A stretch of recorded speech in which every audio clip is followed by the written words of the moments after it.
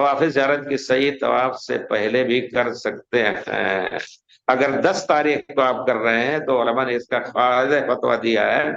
پیارے رسول صلی اللہ علیہ وسلم کی حدیث مبارک ہے کہ جس کسی نے بھی، اب کل ہم نے وہ حدیث پڑھی تھی کہ آپ فتوے کے لیے بیٹھے تو کوئی آتا تھا، اللہ کے رسول میں نے کنکری مارنے سے پہلے قربانی کر دی، کہتے ہیں جاؤ کرو کوئی حرج۔ کسی نے کہا میں نے طواف کیا ابھی کنکری اور قربانی بھی نہیں کی، تو کہا جاؤ سب کچھ کرو، جاؤ کرو کوئی حرج نہیں۔